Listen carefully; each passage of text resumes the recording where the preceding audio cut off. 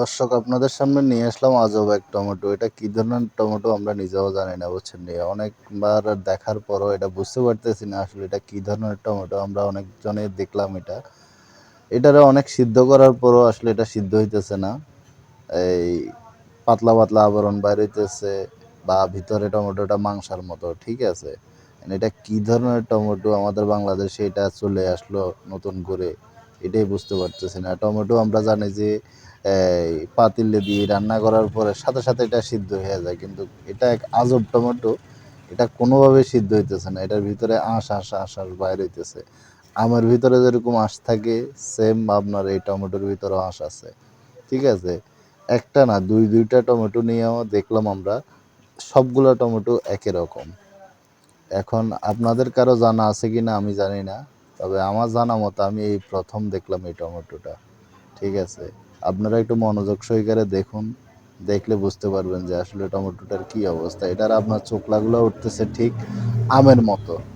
আম যেভাবে আমার চোখলা উঠে ভারী ভারী এরকম উঠতেছে, মানে সিদ্ধ টমেটোর এভাবে কখনো চামড়া উঠতে আমি দেখি নাই। আর ভিতরের থেকে বাইরে হইতেছে আপনার টিস্যু পেপারের মতো, পাতলা টিস্যু পেপারের মতো।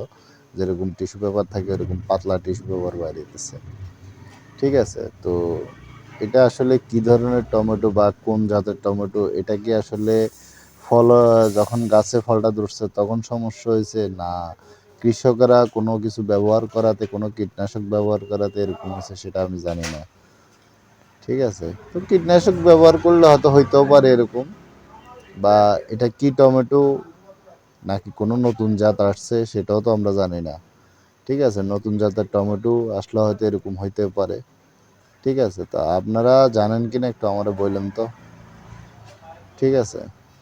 তো দর্শক, আমরা আসলে কি খাইতেছি না খাইতেছি এটা তো দেখতে পাইতেছেন যে আসলে বর্তমান সিচুয়েশনে আমরা বেঁচে থাকাটাই আমাদের জন্য দায়। আমরা আসলে খাইতেছি কন্টিনিউ বিষ, এক কথায়, ঠিক আছে?